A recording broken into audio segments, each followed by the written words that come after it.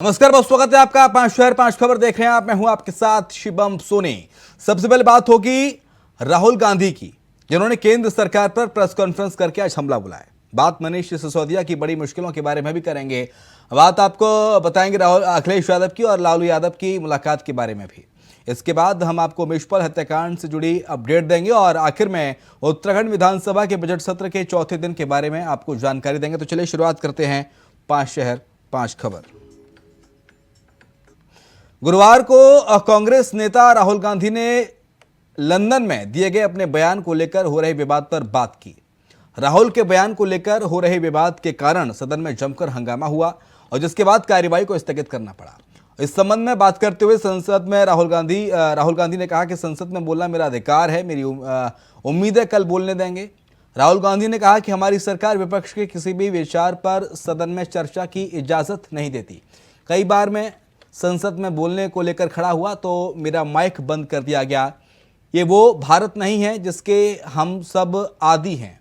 कांग्रेस नेता ने कहा कि मैंने स्पीकर से कहा कि मैं संसद में अपनी बात रखना चाहता हूं। सरकार के 4 मंत्रियों ने मुझ पर आरोप लगाया है तो मुझे भी सफाई देने का हक है। तो आज सुबह मैं पार्लियामेंट गया और मैंने स्पीकर से कहा कि मैं पार्लियामेंट में बोलना चाहता हूं, अपनी बात रखना चाहता हूं। सरकार के शायद 4 मंत्रियों ने मेरे ऊपर आरोप लगाया है, हाउस में आरोप लगाया है। तो मेरा हक है कि मुझे पार्लियामेंट हाउस में अपनी बात रखनी देनी चाहिए।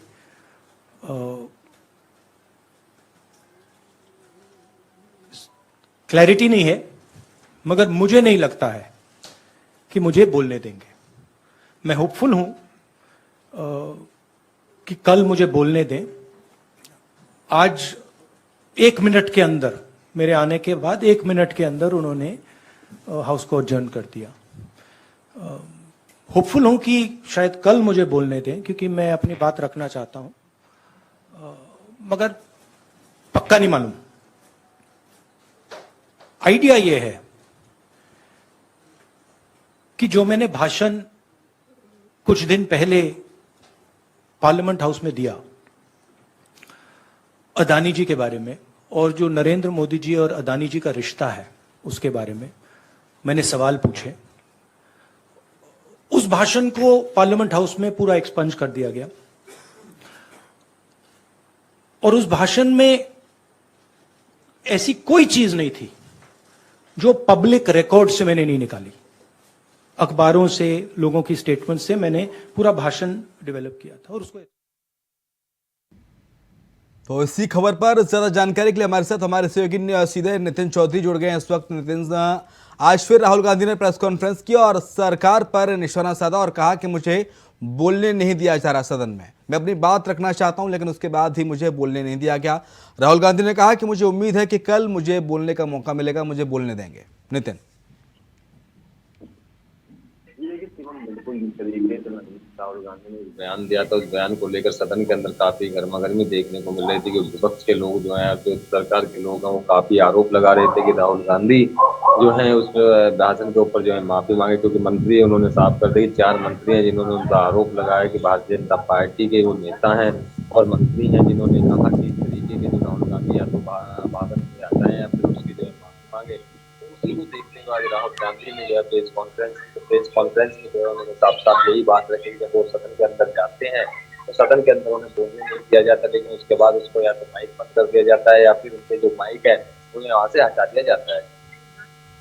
इसके साथ साथ क्या सरकार की ओर से कोई प्रतिक्रिया देखने को मिली है? राहुल गांधी ने जो प्रेस कॉन्फ्रेंस की तमाम सारे आरोप लगाए, राहुल गांधी ने नितिन ये भी कहा कि अडानी का मोदी से रिश्ता है और इस मामले को लेकर सरकार जेपीसी की मांग विपक्ष कर रहा है, लेकिन जेपीसी की जांच नहीं कराना चाहती, सरकार अडानी से डर रही है। ये बात भी प्रेस कॉन्फ्रेंस में राहुल गांधी ने उठाई थी। देखिए, बिल्कुल जिस तरीके से सदन के अंदर मांग चल रही है जेपीएससी को लेकर, तो जहां सदन को लेकर जो है अडानी मुद्दे को लेकर मांग चल रही है, काफी विरोध प्रदर्शन चल रहा है। कल संसद के बाहर से जो है धरना प्रदर्शन भी चल रहा था, तो वो भी कर रहे थे, लेकिन उन्हें कल रोक दिया गया था। लेकिन आज फिर से इसी बात को देखते हुए खुद सांसद राहुल गांधी ने जो ये बयानबाजी दिया, खुद प्रेस कॉन्फ्रेंस करके बताया कि राहुल गांधी और प्रधानमंत्री नरेंद्र मोदी और अडानी का जो है भाई भाई का रिश्ता बताया जा रहा है। क्योंकि जिस तरीके से जेपीसी की जो मांग सरकार कर रही है, जो विपक्ष के लोग मांग कर रहे हैं कि जिस तरीके से जेपीसी की जो मांग है वो होनी चाहिए, क्योंकि जिस तरीके से यहाँ पर काफी दिनों से गहमासहमी देखने को मिल रही है के अंदर 3 लगातार ये मामला सामने आ रहा था, तो उसको देखते राहुल गांधी ने आज प्रेस कॉन्फ्रेंस करके यही कहा है कि अडानी और मोदी का जो है भाई भाई का रिश्ता है, दोनों लोगों का जिस तरीके से सरकार इन दोनों इस पर जो है चुप्पी साधने बैठ जाती है, जिस तरीके से विपक्ष के जो लोग हैं वो पूछते हैं कि आखिरकार जेपीसी की बात करते हैं, अडानी मुद्दे को लेकर बातचीत करते हैं, तुरंत जो है सदन के अंदर हंगामा होने को तैयार हो जाता है। उधर से जो है राहुल गांधी ने जो भाषण दिए थे, तो उसको जो है भारतीय जनता पार्टी के तमाम सांसद हैं वो इस चीज को लेकर बात करते थे। मुद्दे को लेकर संसद के अंदर गर्मा गर्मी देखने को मिलती है, लेकिन आज राहुल गांधी ने प्रेस कॉन्फ्रेंस करके बात करके कहा कि सरकार से जो आरोप यहाँ पर लगाए जा रहे हैं, जो मैंने लंदन में जो बात किया ठीक है, बहुत शुक्रिया आपका नितिन तमाम सारी जानकारी को साझा करने के लिए। दिल्ली में आम आदमी पार्टी के नेता मनीष सिसोदिया की मुसीबतें और बढ़ सकती हैं। दरअसल सीबीआई ने उनके खिलाफ एक और मामला दर्ज किया है। ये केस फीडबैक यूनिट के जरिए जासूसी कराने का है। फरवरी में केंद्रीय गृह मंत्रालय ने मनीष सिसोदिया पर सीबीआई को एफआईआर दर्ज करने और जांच करने की मंजूरी दी थी। उधर दिल्ली के सीएम अरविंद केजरीवाल ने इस केस को कूड़ा करार दिया। उन्होंने कहा कि हम अभी कूड़े पर बात कर रहे हैं, लेकिन वो भी कूड़ा ही है।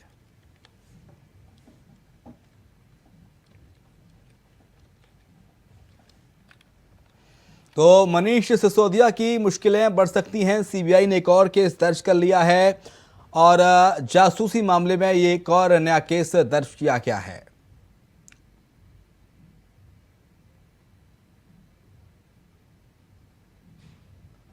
सीबीआई ने उनके खिलाफ एक और केस दर्ज किया। ये केस फीडबैक यूनिट के जरिए जासूसी करने का है। फरवरी में केंद्रीय गृह मंत्रालय ने मनीष सिसोदिया पर सीबीआई को एफआईआर दर्ज कराने को और जांच करने की मंजूरी दी थी। उधर दिल्ली के मुख्यमंत्री अरविंद केजरीवाल ने इस केस को कूड़ा करार दिया है। उन्होंने कहा कि हम सभी कूड़े पर बात कर रहे हैं, लेकिन वो भी कूड़ा ही है। और जासूसी मामले में एक और केस दर्ज किया गया है मनीष सिसोदिया के ऊपर।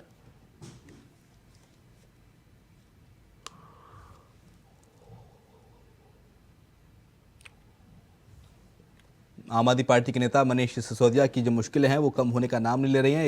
एक ऊपर से शराब नीति मामले में उन पर जांच चल रही है, लेकिन अब और मुश्किलें बढ़ती नजर आ रही हैं मनीष सिसोदिया की। और एक केस दर्ज किया गया है मनीष सिसोदिया के ऊपर।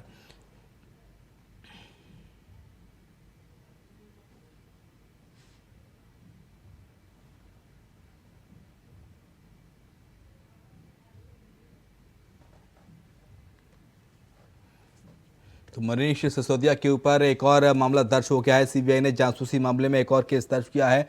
अब सीबीआई इस मामले की जांच करेगी। दरअसल गृह मंत्रालय ने इस मामले को लेकर सीबीआई को एफआईआर करने के निर्देश दिया। दिनकर आनंद हमारे साथ, हमारे सहयोगी इस वक्त न्यूज रूम से लाइव जुड़ गए हैं। दिनकर का रुख कर लेते हैं। दिनकर, एक और मामला मनीष सिसोदिया के ऊपर, जासूसी मामले में अब सीबीआई ने एफआईआर दर्ज की है। जी शिवम, सबसे पहले आपको बता दें कि दिल्ली के पूर्व डिप्टी सीएम मनीष सिसोदिया की मुश्किलें लगातार बढ़ती जा रही है। पहले शराब घोटाले में वो फंसे, उसके बाद अब एक बार उन पे जासूसी कांड में भी एफआईआर दर्ज हो गई है। बता दें ये जो जासूसी कांड का मामला है वो एफबीआई का गठन 2016 में किया गया था। इसका उद्देश्य यह था कि केजरीवाल की सरकार चाह रही थी कि लोगों से हम फीडबैक लें कि कैसा काम किया जा रहा है, किन मंत्रालयों में किस पोस्ट पर लोग कैसा काम कर रहे हैं, लोगों से रिएक्शन लिया जा रहा था। लेकिन इसके एफबीआई के गठन के पीछे का पूरा अगर आप उसको टटोलेंगे तो आपको समझ आएगा कि इसकी ना तो परमिशन ली गई थी, ना तो इसके प्रक्रिया को फॉलो किया गया था। दरअसल इसमें टोटल 20 मेंबर होने थे, जिनमें से 6 मेंबर का गठन किया गया था। 6 में से सीबीआई ने नंबर 1 आरोपी पूर्व डिप्टी सीएम मनीष सिसोदिया को माना है। यानी उनका कहना है कि पूर्व डिप्टी सीएम मनीष सिसोदिया ने ही यह पूरा मामले में गड़बड़ की है। दरअसल इसमें 3-4 चीज़ों का डिप्टी सीएम मनीष सिसोदिया पे आरोप लगा है। बता दें कि इन पे पहला आरोप ये लगा कि जो उसके लिए जो फंड आवंटित किया गया था उसमें हेरफेर हुई है। दूसरा चीज़ जासूसी का आरोप लगा। तीसरा कि एलजी से आपने परमिशन नहीं लिया था।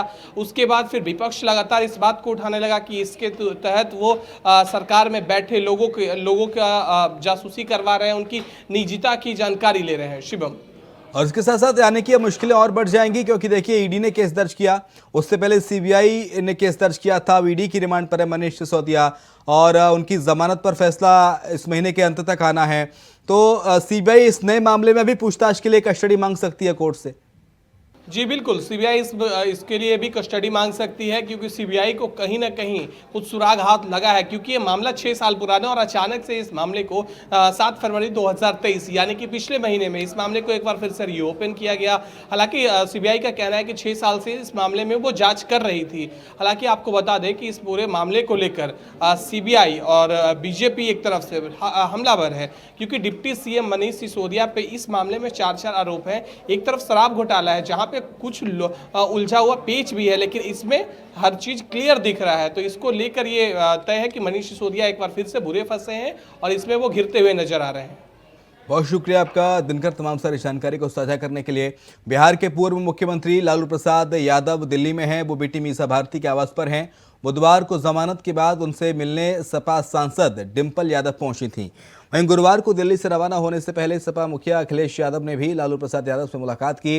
इसके बाद अटकलों का बाजार भी गर्म है। 2024 के लोकसभा चुनाव को लेकर नए चुनावी समीकरण की अफवाहें भी तूल पकड़ रही हैं। हालांकि यह सिर्फ एक शिष्टाचार भेंट बताई जा रही है।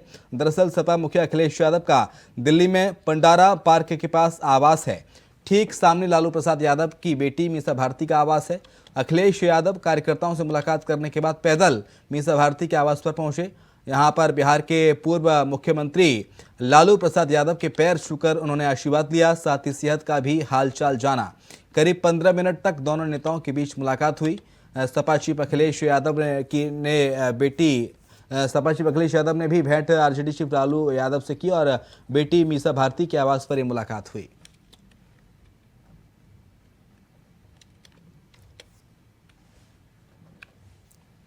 चंदन वर्मा ज्यादा जानकारी के लिए हमारे साथ हमारे सहयोगी इस वक्त लखनऊ से लाइव जुड़ गए हैं। चंदन का रुख कर लेते हैं। चंदन, आज अखिलेश यादव ने मुलाकात की है आरजेडी चीफ लालू प्रसाद यादव से। इस मुलाकात के, क्योंकि यादव वर्सेस यादव, इस मुलाकात के क्या कुछ मायने हो सकते हैं चंदन? क्या ये एक शिष्टाचार भेंट इसे कहें या फिर कुछ सियासी मायने और हैं? देखिए, मैं शिवम आपको बता दूं, आज पूर्व मुख्यमंत्री अखिलेश यादव दिल्ली पहुंचे थे और लालू यादव से मुलाकात किया। जो उनकी बेटी थी दिल्ली में जो आवास है ईसा भारती का, वहां पर ये मुलाकात हुई। 15 से 20 मिनट की ये मुलाकात मानी जा रही है। इससे पहले डिंपल यादव भी हाल ही में गई थी और लालू यादव से जो है मिली थी और मिलके उनका हालचाल जाना था। क्योंकि उनका जो है अभी किडनी ट्रांसप्लांट का उनका जो है एक ऑपरेशन हुआ था। उसके बाद ये हालचाल लेने पहले इनकी पत्नी गई थी डिंपल यादव, उनसे मुलाकात की थी, उससे आशीर्वाद ली थी। और आज पूर्व मुख्यमंत्री अखिलेश यादव पहुंचे थे, 15 मिनट की मुलाकात हुई। हालांकि जिस तरह से मुलाकात हुई तो साफ तौर पर यह माना जा रहा है शिवम कि जिस तरह से 2024 का जो लोकसभा चुनाव होने वाला है, इसको लेकर ये एक अहम मुलाकात मानी जा रही है। मुलाकात में कई मुद्दों पे जो है अखिलेश यादव और लालू प्रसाद की दोनों की बातचीत हुई है। उसके बाद दिल्ली से आज जो पूर्व मुख्यमंत्री अखिलेश यादव लखनऊ रवाना हुए हैं। जी, लेकिन सपा का कहना है कि एक शिष्टाचार मुलाकात थी। लालू यादव का हाल ही में किडनी ट्रांसप्लांट हुआ है, विदेश से वो आए हैं और बेटी मीसा भारती के यहाँ आराम कर रहे हैं और इसी को मद्देनजर रखते हुए अखिलेश यादव वहां पहुंचे और एक मुलाकात की उन्होंने। हाँ, देखिए, जिस तरह से जो लोकसभा चुनाव है, जो पार्टियां हैं वो ये कयास लगा रही हैं कि लोकसभा चुनाव को लेकर जो पूर्व मुख्यमंत्री है अखिलेश यादव, जो 15 मिनट की बैठक हुई है उसमें बहुत सी कयासें लगाई जा रही है। हो सकता है महागठबंधन को लेकर भी बातचीत हुई, लेकिन ऐसा अखिलेश यादव की तरफ से कोई भी बयान नहीं जारी हुआ। अखिलेश यादव को साफ तौर पे ये कहना है कि उनका किडनी ट्रांसप्लांट हुआ था, उसको लेकर आज वो उनका जो है हालचाल जानने के लिए जो दिल्ली में उनकी बेटी रहती है ईशा भारती, उसके आवास पर लालू प्रसाद मौर्य मौजूद थे, लालू प्रसाद यादव मौजूद थे, उनसे मुलाकात करने और उनका हालचाल जानने के थे। लेकिन अदर जो पार्टियां हैं वो यही कयास लगा रही है कि जिस तरह से 2024 का शिवम चुनाव है तो इसके लेकर कहीं ना कहीं गठबंधन को लेकर बात कर रहे गए थे या लोकसभा चुनाव को लेकर बहुत सी चीजों पर चर्चाएं चल रही है। लेकिन अखिलेश यादव और पार्टी की तरफ से ऐसा कोई भी बयान नहीं आया है। अखिलेश यादव का साफ तौर पर यह कहना है कि उनका किडनी ट्रांसप्लांट हुआ था, उसको लेकर हालचाल लेने के लिए गए हुए थे दिल्ली। जी, कई विपक्षी एकजुटता का संदेश देती है ये मुलाकात? क्योंकि विपक्षी एकजुटता को लेकर लगातार बिहार में इस तरह की सभाएं की जा रही हैं, तमाम विपक्षी दल पहुंच रहे हैं, बिहार हो या फिर तेलंगाना हो, तो विपक्षी एकजुटता का मायना निकाल सकते हैं इस मुलाकात से? देखिए, विपक्ष तो बहुत तरह की बात कर रहा है। विपक्ष तो ये भी कह रहा है जिस तरह से तेलंगाना में एक बड़ी जो है सभा हुई थी, उसके बाद आज पूर्व मुख्यमंत्री अखिलेश यादव आवास पर पहुंचे थे और आवास पर पहुंच के उनका हालचाल जाना, उसी 15 मिनट की 20 मिनट की उनकी मुलाकात हुई। लेकिन लगातार विपक्ष ये कयास लगा रहा है कि जिस तरह से 2024 का जो लोकसभा चुनाव है, इसको देखते हुए समाजवादी पार्टी के जो राष्ट्रीय अध्यक्ष है अखिलेश यादव उनके आवास पहुंचे थे और आवास पर पहुंच के हो सकता है महागठबंधन की भी संभवतः जो विपक्ष है वो ये भी कयास लगा रहा है कि संभवतः 2024 में गठबंधन को लेकर भी अखिलेश यादव मुलाकात करने गए थे। लेकिन अभी पार्टी की तरफ से ऐसा कोई भी जो रिव्यू नहीं जारी हुआ है, कोई ऐसा बयान नहीं जारी हुआ है। लेकिन अखिलेश यादव का साफ तौर पे ये कहना है कि इससे पहले हाल ही में डिंपल यादव गई थी हालचाल लेने लालू प्रसाद यादव का, उसके बाद आज अखिलेश यादव पहुंचे। तो कहीं ना कहीं देखिए, सत्ता में और जो विपक्ष है उसमें लगातार ये गहमा गहमी तो बनी हुई है कि आज अखिलेश यादव पहुंचे थे दिल्ली आवास मुलाकात करने, तो कोई 2024 का चुनाव है, इसको लेकर कोई बड़ी जो एक ऐलान जो है हो सकता है। लेकिन अभी पार्टी की तरफ से ऐसा भी शिवम कोई बयान नहीं जारी हुआ है। जी, बहुत शुक्रिया आपका चंदन, तमाम सारी जानकारी को साझा करने के लिए। प्रयागराज में 24 फरवरी को हुए उमेश पाल हत्याकांड का नया सीसीटीवी फुटेज सामने आया है। 32 सेकंड का ये फुटेज उमेश के घर की गली में हुए शूटआउट का है।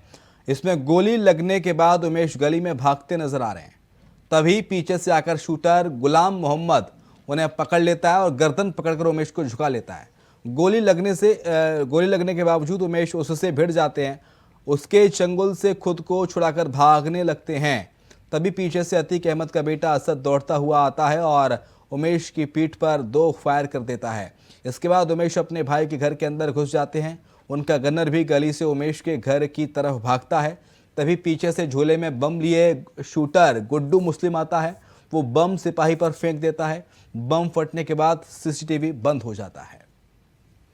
उमेश पाल हत्याकांड में नया सीसीटीवी फुटेज सामने आया, ये देखिए किस तरह से सिपाही भागा और सिपाही के ऊपर ये बम फेंका गया गुड्डू बमबाज के द्वारा, और सिपाही जान बचाकर ही भागता है। लेकिन तभी यहाँ पर बम फट जाता है और सीसीटीवी बंद हो जाता है।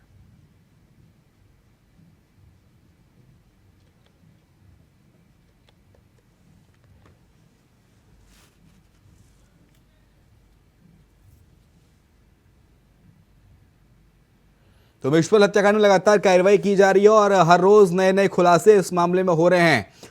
तमाम आरोपी अभी फरार हैं। उनकी गिरफ्तारी के लिए इनाम बढ़ा दिया गया है। 5 लाख रुपए का इनाम कर दिया गया है। 2.5 लाख से इनाम की राशि बढ़ाकर पुलिस नेपाल तक दबिश दे रही है।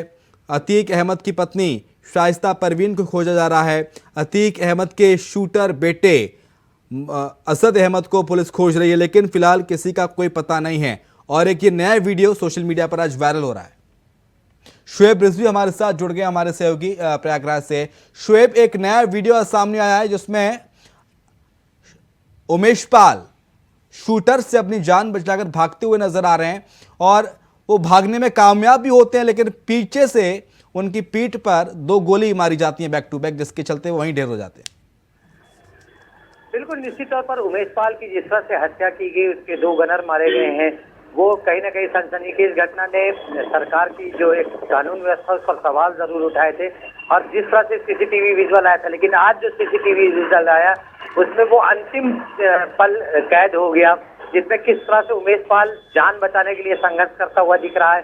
बाकायदा जब गाड़ी रुकी है और उस पर जब हमला किया शूटर्स ने, तो वो भाग करके जो उसका घर है वो एक सकरी गली से होके गुजरता था, उस गली से निकलने की कोशिश कर रहा था। लेकिन शूटर कितने शातिर थे कि उसका बाकायदा पीछा किया और इस दौरान उन दोनों में एक तरह से झड़प भी हुई। लेकिन उसके बाद शूटर ने उन पर कई गोलियां चलाई और इस बीच में उस सीसीटीवी में साफ दिख रहा है कि किस तरह से गनर जो उनका है वो उस गली से भागता हुआ नजर आ रहा है। लेकिन इस बीच जो बमबाज है उसने उस पर बम से हमला किया, जिसके बाद न सिर्फ धुआं फैल गया, अंधेरा सा छा गया। इस बीच में एक लड़की भी उसमें दिखी है जो भागती हुई मदद के लिए शायद उमेश पाल के परिवार से जुड़ी हो, वो आई है। लेकिन जब यहाँ पर देखा कि किस तरह से शातिर तरीके से हमला किया जा रहा, तो अपनी जान बचाकर भागी है। तो ये कहा जा सकता है कि जिस तरह से सीसीटीवी एक के बाद एक आए और उसमें जिस तरह से घटना कैद हुई है, वो इस बात के पुख्ता प्रमाण दे रही है कि जो शूटर्स थे वो किसी भी कीमत पर उमेश पाल को जिंदा नहीं छोड़ना चाहते थे, वो उन्हें मौत के घाट उतारना चाहते थे। और यही वजह है कि इस बीच में जब उमेश पाल अपनी जान बचाकर भागा और उसके पीछे पीछे वो शूटर भागा और उस बीच में दोनों में झड़प हुई और उसके बाद फिर कई फायर किए गए। साथ ही साथ जो गनर हैं, जो उमेश पाल के जो सुरक्षाकर्मी मिले थे, उनके साथ भी देखने को मिला कि किस तरह से उमेश पाल के जो गनर है उस पर भी हमला किया गया और जब वो गनर भाग रहा था तो पीछे से एक बम मारा गया, जिसके बाद वो घायल हो गया।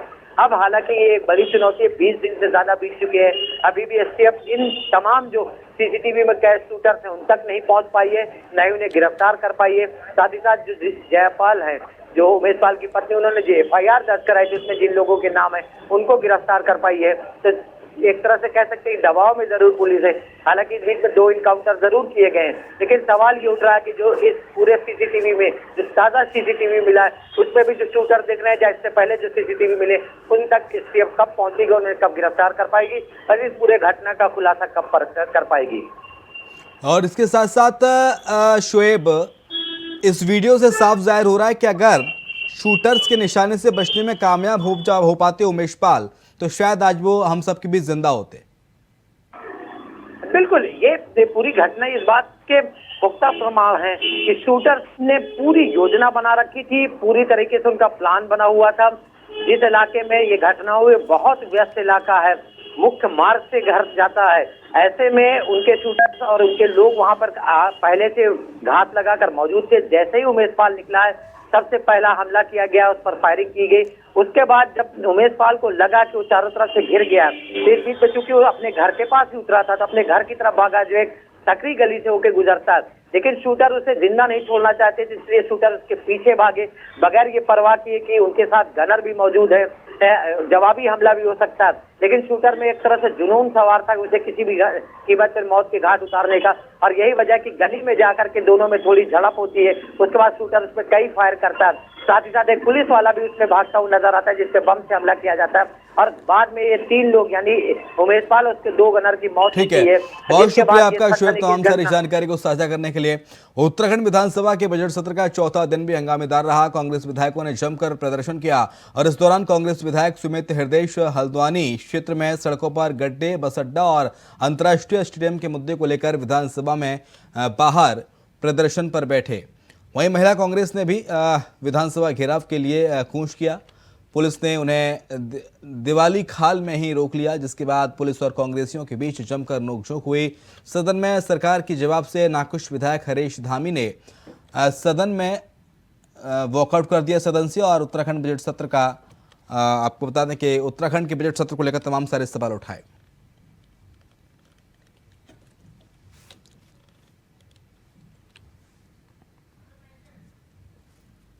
अभय के तुरंत ज्यादा जानकारी के लिए हमारे साथ हमारे सहयोगी इस वक्त लाइव जुड़ गए हैं। अभय, बजट सत्र का चौथा दिन भी हंगामेदार रहा, जमकर हंगामा हुआ। जी बिल्कुल, उत्तराखंड विधानसभा के बजट सत्र का चौथा दिन चाहे सड़क पर हो या सदन के भीतर हो, दोनों ही जगह हंगामा देखने को मिला है। सड़क के बाहर कांग्रेस की जो महिला कार्यकर्ती है वो अंकिता भंडारी हत्याकांड में सीबीआई जांच कराने की मांग को लेकर आज प्रदर्शन करती हुई नजर आई, और सदन के भीतर कांग्रेस के विधायकों का जो हंगामा है वो आज भी देखने को मिला। लेकिन आज हंगामा किसी एक वजह का नहीं बल्कि विकास कार्यों को लेकर था, जिसमें कांग्रेस के विधायकों ने सीधे तौर पर मांग यहाँ पर करी कि उनके क्षेत्रों में जो विकास के काम है उन कामों में सरकार की तरफ से अनदेखी की जा रही है। सरकार पूर्ण बजट वहां पर नहीं दे रही है। ऐसे में जो उनके क्षेत्र की जनता है उनको ना तो विकास के कामों का लाभ मिल पा रहा है और ना ही किसी योजना के तौर पर उस क्षेत्र का विकास किया जा रहा है। उन सब चीज़ों को लेकर सीधे तौर पर कह सकते हैं कि कांग्रेस के जो वरिष्ठ विधायक हरीश धामी उन्होंने सदन से वॉकआउट भी किया। उन्होंने कहा कि पिथौरागढ़ के धारचूला जो सीमांत क्षेत्र है वहां पर आपदा प्रभावितों को पिछले 1 साल से कोई मदद नहीं मिल पाई है, ना उनका पुनर्वास हो पाया, ना उनका विस्थापन हो पाया और ना ही उनके लिए सरकार की तरफ से कोई योजना बनती हुई दिख रही है। ऐसे में आज जब सदन में जोशीमठ प्रभावितों के लिए सरकार अपनी बात यहाँ पर रख रही थी तो उन्होंने पिथौरागढ़ के प्रभावितों के लिए भी सवाल पूछने की कोशिश करी, जिस पर कोई जवाब सत्ता पक्ष की तरफ से नहीं आया। यही वजह रही कि हरीश धामी नाराज होकर सदन से चले गए। उन्हें मनाने की कोशिश की गई नेता प्रतिपक्ष की तरफ से, लेकिन वो माने नहीं।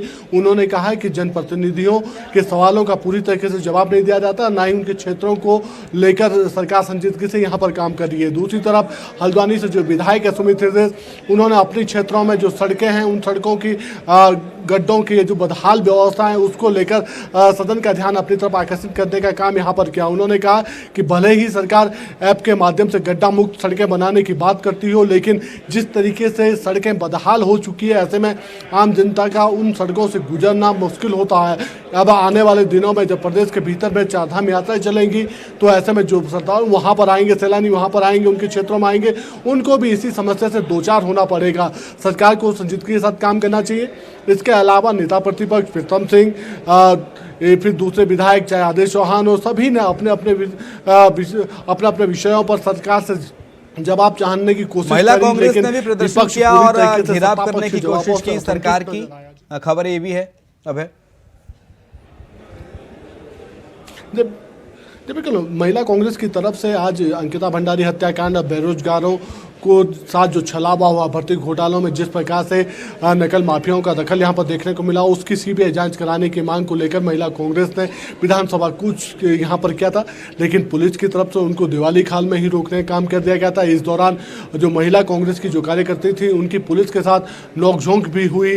पुलिस की तरफ से उनको मनाने का प्रयास भी किया गया था, लेकिन वो मानते हुए नजर नहीं आई। उन्होंने कहा कि राज्य की बेटी को इंसाफ मिलना जरूरी होता है और वो लगातार इस बात को उठाती रही है। ये समझा जा सकता है कि उनका फिर अंततः लास्ट में पुलिस और जिला प्रशासन की तरफ से उनका जो मांग पत्र था उस मांग पत्र को लेने का काम यहाँ पर किया गया और आश्वासन दिया गया कि जल्द ही इस दिशा में सरकार की तरफ से कार्रवाई की जाएगी और जो अपराधी हैं उन अपराधियों को कड़ी सजा देने का काम यहाँ पर किया जाएगा। लेकिन जिस प्रकार से चाहे सदन के बाहर सड़कों पर हंगामा हो या सदन के भीतर विधायकों की विपक्षी विधायकों का आक्रोश हो, वो चरम पर यहाँ पर देखने को मिल रहा है। बहुत शुक्रिया आपका अभय तमाम सारी जानकारी को साझा करने के लिए। और इसी के साथ हमारी इस खास पेशकश 5 शहर 5 खबर में इतना ही। खबरें लगातार जारी हैं।